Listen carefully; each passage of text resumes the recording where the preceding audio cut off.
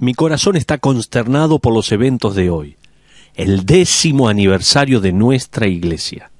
Hoy estamos adorando en una tierra que durante más de un siglo fue dedicada a la cosecha. Ahora ha sido dedicada a la cosecha de frutos espirituales, a la plantación de la semilla espiritual y a la nutrición de hombres y mujeres, de jóvenes, de chicos y chicas para el reino de Dios.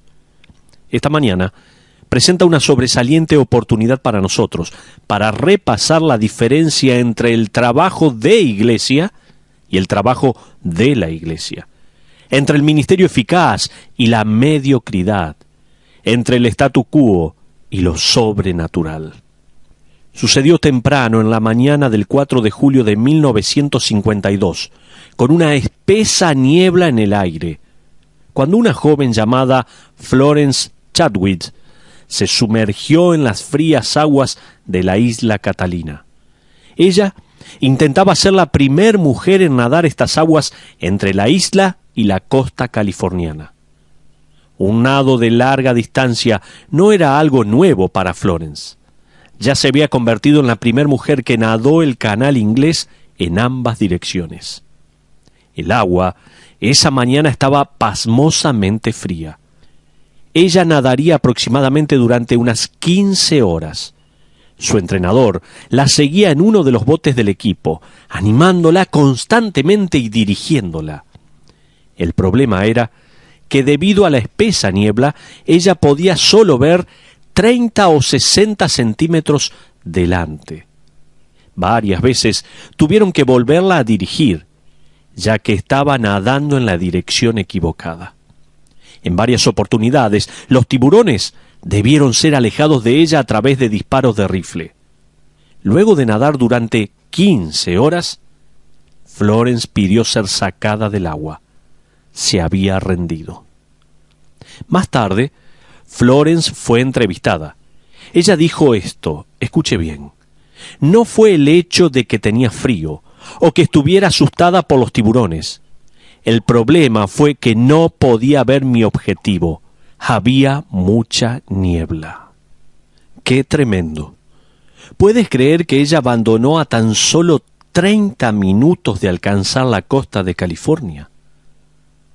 Estoy convencido que el motivo por el cual más y más cristianos piden ser sacados de las aguas de la disciplina y el servicio espiritual, y que uno de los principales motivos por el cual una iglesia cierra sus puertas cada día, no es por el agotamiento, no se debe al temor ante el enemigo, sino debido a que una niebla se ha sentado y los priva de la visión espiritual. Es la niebla la que esconde sus perspectivas, en definitiva, el objetivo del ministerio.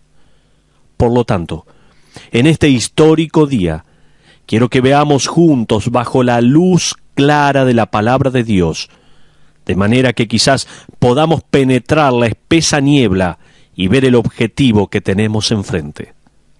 En nuestra última charla sobre el libro de los Hechos, Pedro había predicado un poderoso sermón. En él, Pedro había desafiado a su audiencia a arrepentirse y luego a que hiciesen su cambio público a través de las aguas del bautismo. En el capítulo 2, versículo 40 del libro de los Hechos, leemos esto. Por favor, busca en tu Biblia Hechos capítulo 2, versículo 40, donde la palabra de Dios dice esto: y con otras muchas palabras testificaba y les exhortaba diciendo: sed salvos de esta perversa generación. El mensaje de la iglesia primitiva es el mensaje de la iglesia del siglo XX en adelante. La sociedad, en su totalidad, nunca será redimida. Se encuentra comandada por el príncipe del aire. Pero nosotros estamos para rescatar de la sociedad a aquellos que serán redimidos. El deber de la iglesia es similar al deber del bote salvavidas en el cual estamos en la búsqueda y misión de rescate. Como el mismo Jesucristo dijo cuando se registró allí en Mateo capítulo 18, versículo 11, porque el Hijo del Hombre ha venido para salvar lo que se había perdido. La iglesia actual parece preocupada por las aguas de la sociedad y no por los millones que se están ahogando. La iglesia parece preocupada por la temperatura de las aguas, así también por la manera en que pudiésemos hacer que sea más confortable flotar sobre ellas. La iglesia de hoy parece preocupada por los tiburones que nadan alrededor, desarrollando estrategias para minimizar el impacto de las olas sobre el bote. Estas preocupaciones son a expensas de nuestra misión principal, la cual es predicar como Pedro y subir al bote tantas personas como puedan venir. Continuemos con el versículo 41, por favor. Hechos capítulo 2, versículo 41 dice: Así que los que recibieron su palabra fueron bautizados y se añadieron aquel día como 3,000 personas. Eso es asombroso, sobrenatural. 3,000 nuevos bebés espirituales habían nacido en un día. ¡Qué maravilloso! Imagino a los apóstoles sintiéndose como cualquier padre o madre primeriza se siente cuando mira la carita de su recién nacido pensando: ¿y ahora qué sigue? ¿Qué hago? Ellos no tenían los manuales sobre la organización de la iglesia. Ellos no tenían programas de discipulado, acuérdese eso. No tenían las epístolas del Nuevo Testamento para que les expliquen todos los detalles sobre las formas y funciones. No tenían esto. Entonces, ¿cómo era la iglesia del Nuevo Testamento? Esa es la pregunta que quiero responder. Art Licker una vez vio a un niño pequeño haciendo un dibujo. Estaba coloreando furiosamente con una mirada intensa en su rostro. Art le preguntó: «Hijo, ¿qué estás haciendo?». El pequeño respondió: «Un dibujo de Dios». Art le informó al niño que nadie conocía cómo era Dios, a lo que el niño respondió confiadamente: «Lo harán cuando termine». Pedro y Juan, ¿cómo es la iglesia? No lo sabemos con exactitud, pero cuando acabemos lo sabrán. Tal vez ellos pensaron esto. Por lo tanto, el Nuevo Testamento ha pintado el retrato de la iglesia con colores vívidos y brillantes. Primero, vamos a pensar en la iglesia del Nuevo Testamento que tuvo el color de la pasión. Encontramos este brillante color de la pasión en la iglesia del Nuevo Testamento. Existen 4 matices sutiles que pueden observarse y aparecen en el versículo 42. Dice: «y perseveraban». Es decir, estaban apasionadamente involucrados y comprometidos en algo. ¿En qué era? En la doctrina de los apóstoles, en la comunión unos con otros, en el partimiento del pan y en las oraciones. Ellos perseveraban en la doctrina de los apóstoles. Damas y caballeros, la marca de una iglesia no es la altura de su torre ni el tamaño de su auditorio. La característica que define a cada iglesia es su doctrina. Lo que cree una iglesia determinará cómo se comporta esa iglesia. La razón por la cual la iglesia en la actualidad nada en la niebla es porque no sabe más en qué creer. Lo repito. La razón por la cual la iglesia en la actualidad nada en la niebla es porque no sabe más en qué creer. Estamos viviendo entre generaciones que consideran la doctrina como algo sofocante y divisorio. Esta iglesia vibrante y emocionante del Nuevo Testamento perseveraba en la enseñanza de la doctrina. Recuerde esto. Necesitamos ser recordados que la iglesia local del Nuevo Testamento es responsable de transmitir la sana doctrina a la próxima generación. Debemos hacer más que simples reuniones o cantar canciones y citar algunos versículos. Pedro declara, bajo inspiración del Espíritu Santo, que la iglesia del Nuevo Testamento es el pilar y la base de la verdad. Sin embargo, la iglesia del Nuevo Testamento no era todo estudio. En segundo lugar, perseveraban en la comunión. No solo perseveraban en la doctrina de los apóstoles, sino que en segundo lugar perseveraban en la comunión. Esta palabra comunión es koinonía. en el griego, y el significado básico de esta palabra es sociedad o participación. Aquellos que reciben a Jesucristo se convierten en socios con Él en el cumplimiento de la misión de la Iglesia, así como socios los unos con los otros. La Biblia nunca imagina a un cristiano separado del cuerpo de creyentes, nunca. Cerca de un siglo atrás, el pastor Campbell Morgan visitó a un miembro de la iglesia quien había estado ausente de la iglesia durante mucho tiempo. Estaban sentados cerca del hogar y el cálido fuego ardía a las brasas rojas. El hombre le informó al doctor Morgan que él no necesitaba más ir a la iglesia para su andar espiritual. Sin decir nada, el doctor Morgan tomó el atizador y lo metió al fuego. Separó una brasa, la cual empujó cerca de ellos. Luego se volvió a sentar y ambos observaron la manera en que en poco tiempo la brasa perdió su fuego.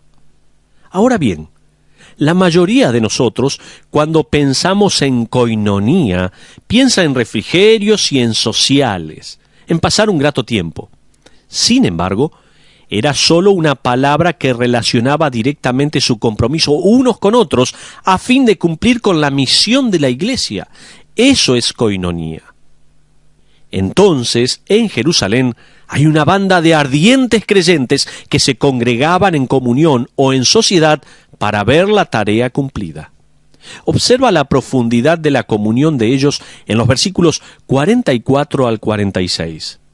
Dice la palabra de Dios: todos los que habían creído estaban juntos y tenían en común todas las cosas y vendían sus propiedades y sus bienes y los repartían a todos según la necesidad de cada uno. Y perseverando unánimes cada día en el templo y partiendo el pan en las casas, comían juntos con alegría y sencillez de corazón. Hasta ahí la porción de la palabra de Dios. Ahora observa en el versículo 42 que hay dos matices más de este brillante color de la devoción. La iglesia del Nuevo Testamento perseveraba en el partimiento del pan y en las oraciones. ¿Escuchaste bien? También perseveraban en el partimiento del pan y en las oraciones. ¿Por qué perseveraba esta iglesia del Nuevo Testamento en el partimiento del pan? Porque no existía nada más importante que el recordatorio del sacrificio de su Señor. Por lo tanto, cuando se reunían para comer su cena, dejaban a un lado un pedazo de pan y el fruto de la vid, y celebraban su muerte hasta que Él regrese. Y perseveraban también en las oraciones. ¿Es ese el ingrediente que falta en la mayoría de las vidas de los creyentes y de las iglesias? Me pregunto. ¿Creemos realmente que la oración es el delgado nervio que mueve el brazo omnipotente de Dios? Permíteme decirlo de esta manera. ¿Crees por un momento que podríamos obrar un ministerio sobrenatural sin una intervención sobrenatural? Algunos años atrás, un estudio fue realizado por una escuela de agricultura de Iowa. Informó que la producción de 3.018 litros de cereal extraídos de un acre de tierra requería 912 kilogramos de agua, 1,5 kilos de oxígeno, 1,18 kilos de carbono, 3 gramos de nitrógeno, 2 gramos de potasio, 1 gramo de ácido sulfúrico, así como otros elementos demasiado numerosos como para mencionar. Además de estos ingredientes, se requiere de la lluvia y del sol en los momentos indicados. A pesar de que también se necesitan muchas horas de la labor del granjero, se estimaba que tan solo el 5% de la producción de una granja podía ser atribuida a los esfuerzos del hombre. Del mismo modo, sucede en el área espiritual. Dios causa el crecimiento, como nos dice en 1 Corintios, capítulo 3, versículos 6 y 7. David también escribió en el Salmo 127, versículo 1 en su primera parte, donde hay palabras que podemos aplicar no solo para nuestros hogares, sino para nuestras iglesias, donde dice la palabra así: si Jehová no edificare la casa, en vano trabajan los que la edifican. Desearía que nuestra iglesia no pueda sobrevivir un día de obrar sin el poder, la guía y la sabiduría de nuestro pastor, el Señor Jesucristo. Ahora, observemos el segundo color con el cual Dios pinta el retrato de su nueva creación, la iglesia del Nuevo Testamento. Recordamos, la iglesia del Nuevo Testamento tuvo el color de la pasión. Ellos perseveraban en la doctrina de los apóstoles, perseveraban también en la comunión, también perseveraban en el partimiento del pan y en las oraciones. Por eso decimos que tenían el color de la pasión, pero también la iglesia del Nuevo Testamento tuvo el color del poder. Observa el versículo 43 de Hechos, capítulo 2. Sigue allí en tu Biblia la lectura de Hechos capítulo 2, versículo 43, donde dice la palabra, y sobrevino temor a toda persona, y muchas maravillas y señales eran hechas por, observa esto, los apóstoles. Sobrevino temor a toda persona.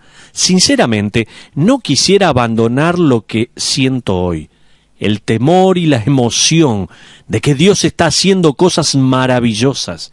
Ellos vivían con eso todos los días. La palabra temor proviene de la palabra griega phobos, la cual puede traducirse como miedo. Había una sensación de que Dios estaba obrando poderosamente, y había un temor santo. Perseveraban en la presencia de Dios. Francamente, damas y caballeros, sin el poder de Dios en nuestras vidas y en el ministerio, estamos sentenciados a la formalidad y a la mediocridad. Podemos construir edificios, pero nunca extenderemos el reino de Dios. Estaremos involucrados en el trabajo de iglesia, pero fallaremos al cumplir el trabajo de la iglesia. La cosa más grande que necesita nuestra ciudad es el testimonio poderoso de una iglesia que persevere totalmente en su misión, que dependa totalmente de su Mesías y que se encuentre totalmente fortalecida por el único y verdadero Dios. Unos años atrás, en el día de Año Nuevo, el desfile anual del concurso de las rosas estaba siendo televisado a millones de televidentes. De repente, una hermosa carroza se detuvo. Mientras los trabajadores y los constructores de esta carroza habían cuidado meticulosamente todo lo relacionado a su belleza, ellos habían pasado por alto una cosa importante. ¿Saben qué era? El combustible. La camioneta que llevaba la carroza se había quedado sin combustible. Todo el desfile se detuvo hasta que alguien pudo traer un bidón con combustible.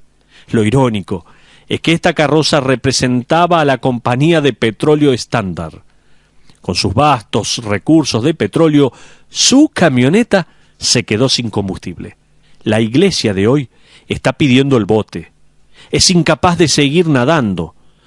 Perdida en la niebla, sin poder seguir ante sus enemigos y sintiéndose incapaz e ineficaz ante su cultura, mientras que al mismo tiempo representa el poderoso creador del universo.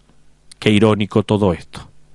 La iglesia primitiva tuvo su poder a través de la obediencia en el fortalecedor Espíritu de Dios, y como resultado, ellos trastornaron su mundo por la causa de Jesucristo. Pero vamos a mencionar un color más. La iglesia del Nuevo Testamento tenía el color de la alabanza. No puedes dejar de ver que la iglesia primitiva era eléctrica, era contagiosa, era emocionante, y todos los que lo observaban tenían que estrechar sus manos con sorpresa. Esto debe ser de Dios. Ellos decían, esto debe ser de Dios. Observa conmigo, por favor, nuevamente los versículos 46 hasta el 47. Dice la Biblia, y perseverando unánimes cada día en el templo y partiendo el pan en las casas, comían juntos con alegría y sencillez de corazón, alabando a Dios y teniendo favor con todo el pueblo. Y el Señor añadía cada día a la iglesia los que habían de ser salvos. Hasta ahí la porción de la palabra de Dios. Había más de 3.000 creyentes nuevos que fueron llenados de su hambre y emoción. Se encontraban en el templo, así como nosotros nos juntamos en la carpa, y el sentimiento conmovedor con sus corazones y sus labios era, y lo que hoy en nosotros también es, no puede ser mejor que esto. Alabado sea Dios por las maravillas que Él ha hecho. Pero 3 principios emergen de este texto y permíteme que te los comparta a manera de aplicación. Primero, lo que Dios inicia sobrenaturalmente debe operarse sobrenaturalmente. Lo repito. Lo que Dios inicia sobrenaturalmente debe operarse sobrenaturalmente. La iglesia fue creada en el día de Pentecostés con el descenso del Espíritu Santo. 2000 años después, la creación de cualquier iglesia del Nuevo Testamento no es nada más ni nada menos que un milagro. Si tan solo podríamos ver la batalla que se lleva a cabo en el cielo sobre nosotros, oraríamos más, invertiríamos más y serviríamos con mayor intensidad como iglesia, llamados por Dios para alcanzar nuestra ciudad para Jesucristo. Pero no solamente aquello que Dios inicia sobrenaturalmente debe operarse sobrenaturalmente, sino que otro principio que emerge de este texto es que cuando la iglesia funciona con poder, su ministerio puede ser inexplicable. En 1988 los diáconos de nuestra iglesia se reunieron en la casa que mi esposa y yo estábamos alquilando. Ellos acababan de ser escogidos para la labor y se estaban reuniendo para comenzar con las estrategias y para orar sobre el futuro. La iglesia en ese momento rondaba las 170 personas cada domingo. Eso incluía adultos, niños, bebés en la guardería y contábamos los gatos vagabundos del estacionamiento seguramente. Escribí en mis anotaciones que discutimos lo hermoso que sería ver lo que haría el Señor en esta iglesia. Llegamos a la conclusión que lo que queríamos ver era algo que no se podía explicar humanamente. Hoy lo deseo más profundamente. Un ministerio inexplicable. Y puedo decir, no sé cómo, pero sé quién lo hace. Anoche, mi esposa y yo estábamos cenando con unos 4 hombres y sus esposas. Recordé los momentos de nuestros primeros encuentros como diáconos. Una anotación de 1988 se relacionaba a la necesidad de conseguir una mejor fotocopiadora, ya que hacíamos 750 copias semanales. Hoy en día, fotocopiamos estudios, hojas con canciones, materiales, currículums y muchas otras cosas con un promedio de 16.000 por semana. En octubre de 1990, nuestra congregación, con un promedio de 350 personas por domingo, votó unánime por alcanzar una emisión de bonos de $1 millón. Era una cifra de dinero increíble para una iglesia cuya suma anual era de tan solo $169,000. Creíamos que Dios nos estaba llevando a terrenos inexplicables. No puedo explicarlo ahora, pero 8 meses después de mudarnos a un nuevo edificio, 500 personas nuevas comenzaron a asistir y esa congregación votó unánime por comenzar de nuevo. Aparte de Dios, tocando nuestros corazones para seguir su voluntad, eso es inexplicable. Pero en tercer lugar, otro principio es que cuando la iglesia ministra con piadoso poder, los resultados son innegables. Recordamos los 3 principios que emergen de este texto. Lo que Dios inicia sobrenaturalmente debe ser operado sobrenaturalmente. Cuando la iglesia funciona con poder, en segundo lugar, dijimos, su ministerio puede ser inexplicable. Y en tercer lugar, cuando la iglesia ministra con piadoso poder, los resultados son innegables. Sobre los hombros de la década pasada nos paramos, responsables de llevar nada más ni nada menos que la misión con gran pasión y celo. Estamos aquí para ganar esta ciudad para Jesucristo. Por lo tanto, dejemos que esta carpa envíe una señal. No estaremos satisfechos con un pasado maravilloso. Nos negaremos a caminar por vista en vez de por fe. Nuestra luz no será escondida. Hemos venido a esta tierra a plantar una nueva cosecha e intentamos llenar nuestra ciudad con el maravilloso Evangelio de Jesucristo. Los historiadores nos han preservado una resolución que quiero mencionar en este momento. Fue escrita y firmada por todos los constructores de la famosa catedral construida en Sevilla, España, en 1401.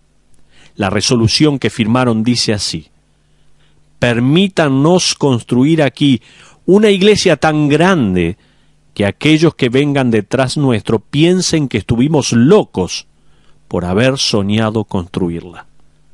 ¡Qué hermosa resolución! Lo voy a leer de nuevo. Esta resolución que firmaron en 1401 dice así: permítanos construir aquí una iglesia tan grande que aquellos que vengan detrás nuestro piensen que estuvimos locos por haber soñado construirla. ¿Qué es lo que usted está soñando? En su vida particular, en su vida personal, tal vez familiar, o tal vez con su iglesia. ¿Qué es lo que está soñando? ¿Qué es lo que quiere hacer?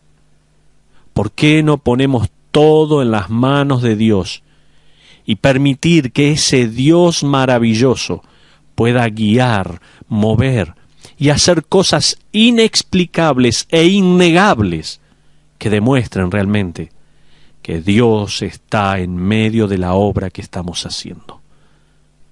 Padre, gracias.